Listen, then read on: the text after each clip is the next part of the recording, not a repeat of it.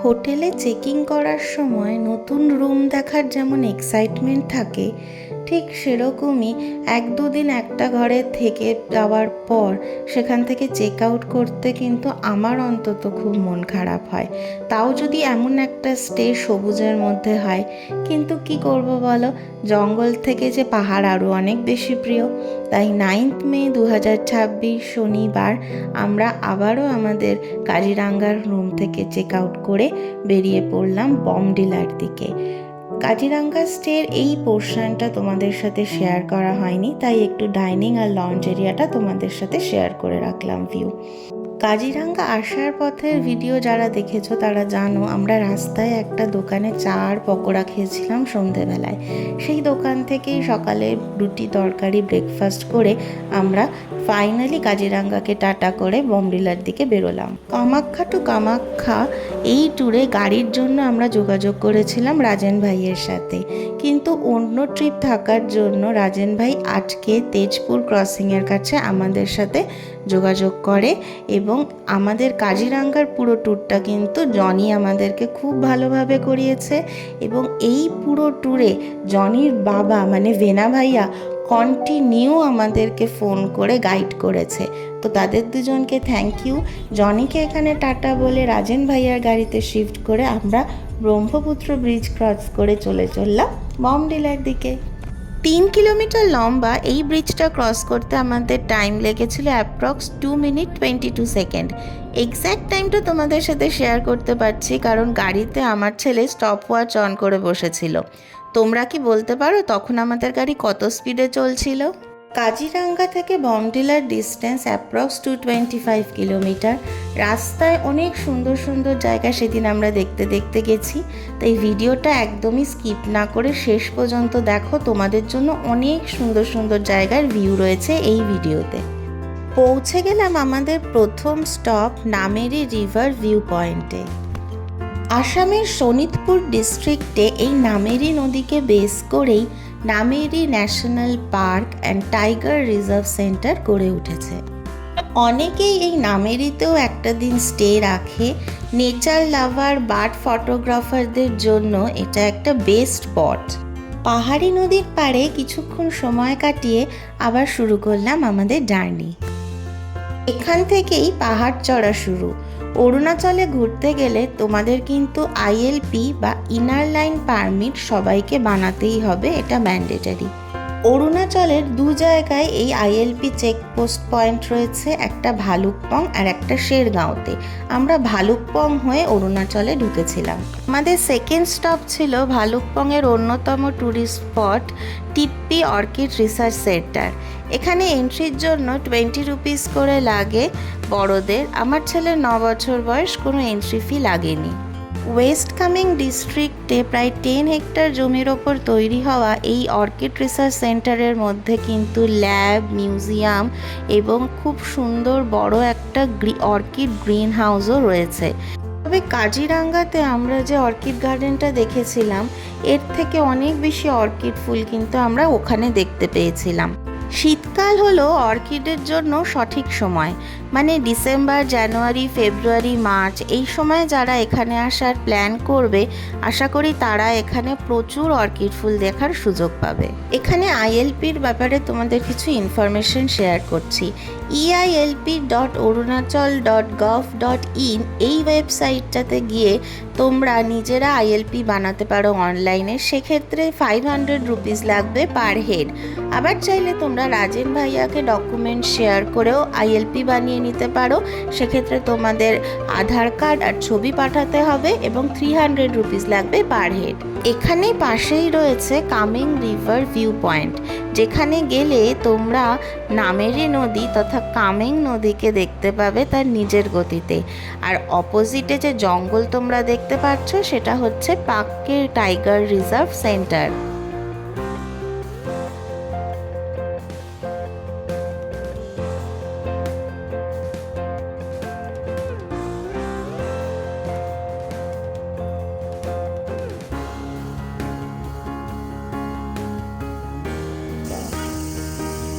ওখানে নদীর ধারেই একটা লিচু গাছ ছিল, আর সেই লিচু গাছ থেকে মা পেড়ে নিয়েছিল কিছু কাঁচা লিচু।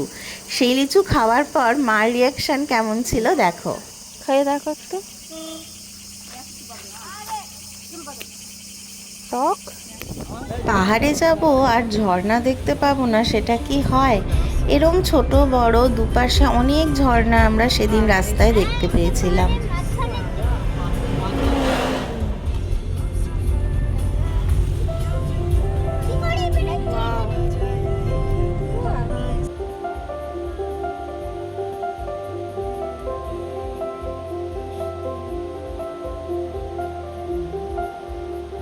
পাহাড়ের বাঁকে একটা সুন্দর ছোট্ট দুর্গা মন্দির, গাড়ি দাঁড় করিয়ে চট করে ঘুরে আসলাম মন্দিরটা।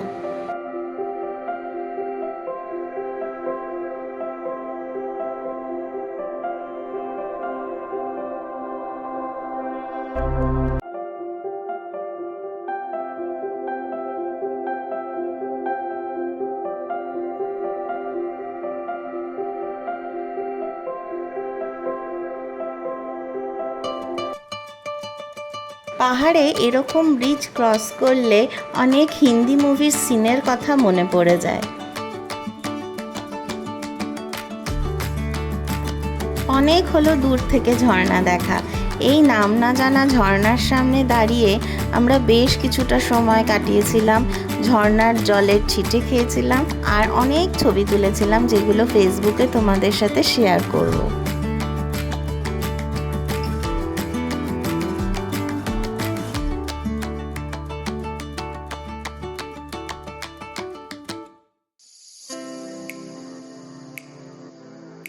পাহাড়ের এই আঁকাবাঁকা রাস্তা ধরেই আমরা পৌঁছে গেলাম নেচিপু টানেলের সামনে। বালিপাড়া, চারিদুয়ার আর তাওয়াং রোডকে এই 500 মিটার টানেল কানেক্ট করে।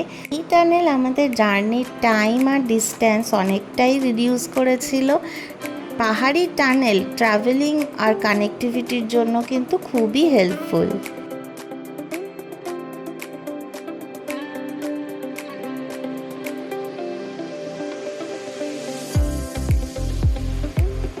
আমাদের পরবর্তী স্টপ ছিল ওয়েস্ট কাবিংয়ে জামেরি পয়েন্টের কাছে নতুন তৈরি হওয়া Duldul Tharpa Ling Buddhist monastery. March 2026-এ অরুণাচলের চিফ মিনিস্টার এই বৌদ্ধিস্ট মনেস্ট্রিটার ইনগ্রেশন করেন। দুলদুল থারপা লিং এই কথাটার অর্থ হলো নিজের মধ্যে সব নেগেটিভ এনার্জিকে শেষ করে এখানে আসলে তোমার মধ্যে পজিটিভ এনার্জি গ্রো করবে এবং তুমি নিজেকে পাওয়ারফুল ফিল করবে।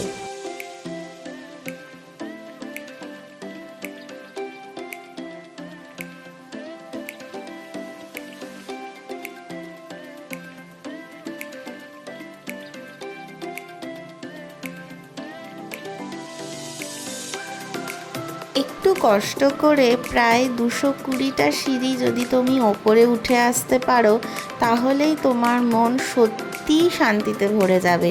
এখান থেকে চারিদিকের ভিউ জাস্ট অসাধারণ।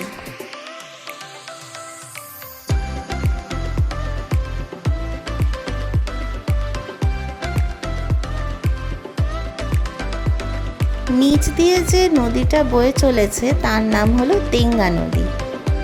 এই জায়গা ছেড়ে এবার নতুন জায়গায় যাওয়ার পালা। তবে তোমরা যারা আমার ভিডিওস দেখছো তারা কিন্তু আমাকে ছেড়ে যেও না, ভালো লাগলে অবশ্যই ফলো করো।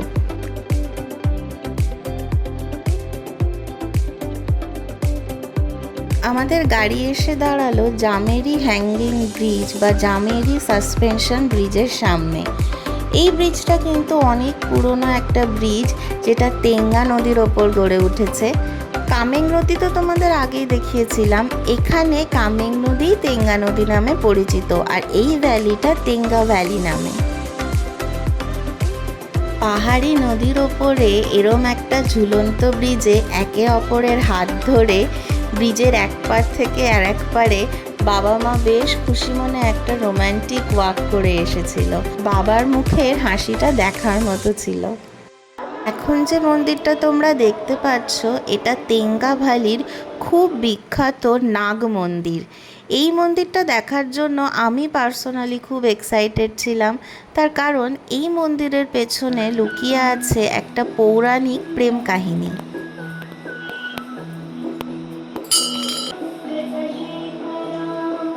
এরম সুন্দর পরিবেশে চলো তোমাদের সাথে সেই নাগনাগিনের প্রেম কাহিনীর গল্পটা শেয়ার করি।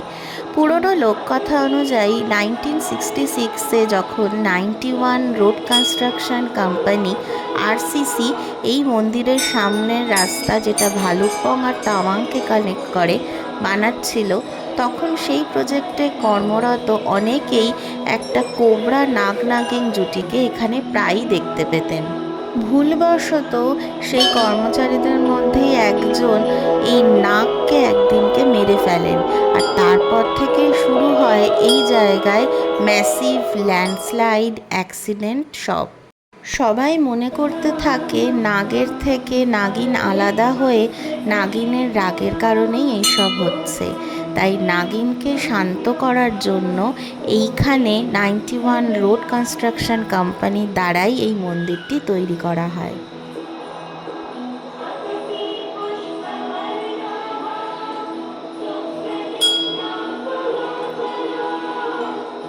মন্দিরের এই জায়গায় এসে চারিদিকে দৃশ্য আর সাথে গান শুনতে শুনতে সত্যি বলছি মন্দিরটা থেকে আসতে ইচ্ছা করছিল না, কিন্তু ঘুরতে গেলে যে জায়গা ছেড়ে যেতেই হবে নতুন কিছু দেখার জন্য, তাই হাতে বেশি সময় না থাকায় আমাদের ফিরে চলতে হলো গাড়ির দিকে।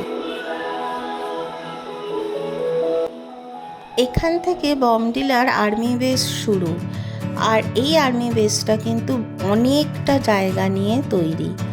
সকাল থেকে বিকেল হয়ে গেছে, আর আজকের ডু লিস্টে যে যে স্পট আমাদের দেখার ছিল সবকটা কিন্তু টিকও করা হয়ে গেছে। শৌর্য দ্বার তথা আর্মি গেটওয়ে ক্রস করে আমরা এগিয়ে চললাম বমডিলার স্টের দিকে।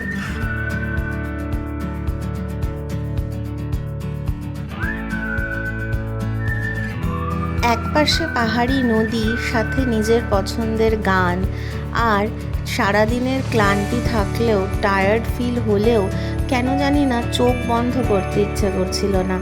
মনে হচ্ছিল শেষ সময় পর্যন্ত এই ড্রাইভটাকে এনজয় করি। রাজেনের সাথে আজকের ডে ট্যুরটা তো আমাদের খুব ভালো কাটলো।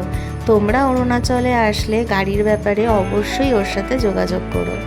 পৌঁছে গেছি আমাদের বমডিলার স্টে, আরবান স্টেতে। বমডিলার মনেস্ট্রির একদম পাশেই আমাদের এই হোটেলটা ছিল। হোটেলের ওপর থেকে পুরো বমডিলা শহরের ভিউটা জাস্ট দেখো, দুর্দান্ত। সকালে আবার ফুল ডিটেলস ভিডিও তোমাদের সাথে শেয়ার করব। যদি আমার ভিডিও ভালো লাগে অবশ্যই আমাকে ফলো করো, শেয়ার করো, কমেন্ট করো আর লাইক করো প্লিজ। আগের ভিডিওগুলো ডেসক্রিপশন বক্সে লিংক দেওয়া আছে, যারা দেখোনি তারা অবশ্যই দেখে নিও।